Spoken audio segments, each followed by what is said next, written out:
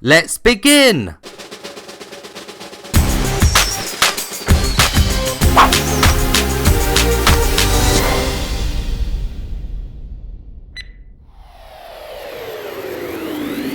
In this game, you play as a psychologist who is treating a patient with many mental disorders. As well as finding out more about them, you also find out more about yourself along the way, and start to unravel what exactly happened to your family. The game is played with the DualShock controller. You can free move and free turn, although you will want to turn the free turn speed up to the maximum. The game can also be played in a non-VR mode. There is 3 main areas that the game takes place in.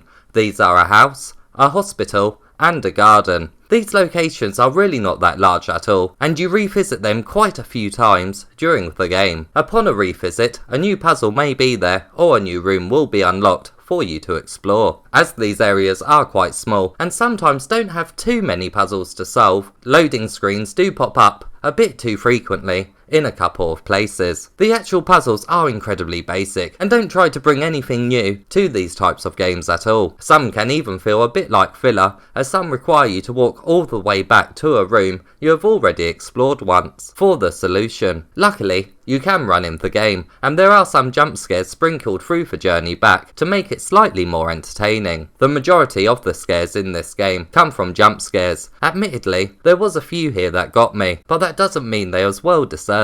I was nearly always using the run button to get through the areas that I had already visited more quickly, so when something suddenly popped up in my face, along with a loud blast of sound, it was always going to make me jump, no matter what. The game just doesn't create an incredibly unnerving atmosphere. Normally I walk slowly through horror games because I'm worried about what I'll come across next. But here, I just didn't feel that frightened, mainly because the audio doesn't build up too much tension.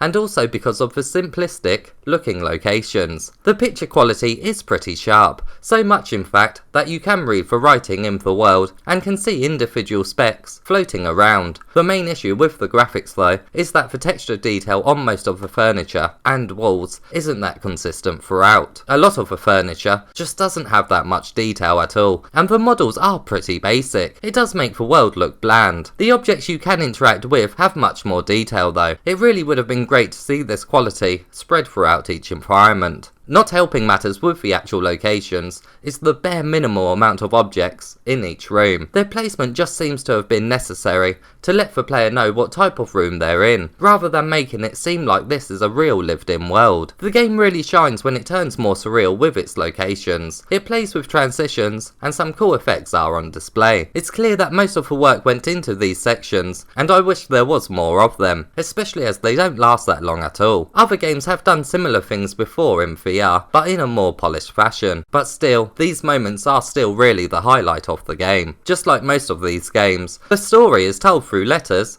audio recordings and voiceovers. As you progress, you will absolutely want to read the letters, as it will be quite hard to know what's going on otherwise. For the most part, it follows classic horror cues, but the ending does conclude with something a little out of the ordinary. I just wish the locations done more to express the deep storyline that the game is going for. The main collectibles come in the form of rubber ducks, but all the documents that can be found do really serve as the game's collectibles too, as there are trophies tied to them. There isn't a platinum here, but the trophy list is pretty good. Some will unlock naturally, but the more interesting ones are for completing levels in different ways. Most are for finding the game's collectibles, and there is one here for opening up a lot of cupboards and drawers, which you should really be doing anyway, considering how much of the story is told through letters. The main issue here though is that the game doesn't come with a chapter select screen, or no indication of how many collectibles you have found in each area, so most gamers will likely need a guide to achieve every single trophy.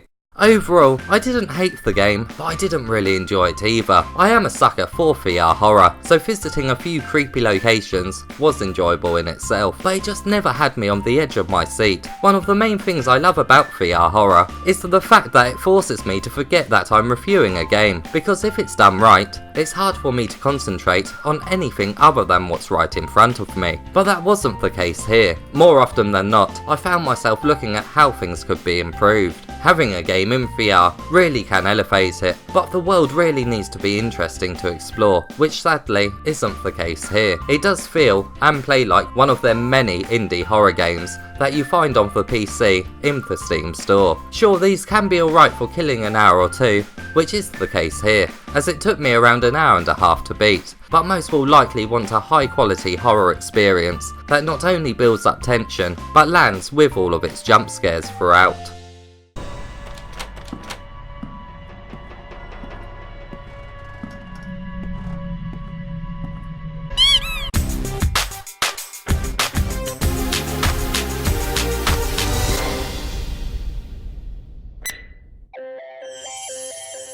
It's a shame, because after watching the trailer, I really thought this was going to be a brilliant horror outing. As always, if you found this review helpful, please give it a thumbs up and subscribe for more PSVR content.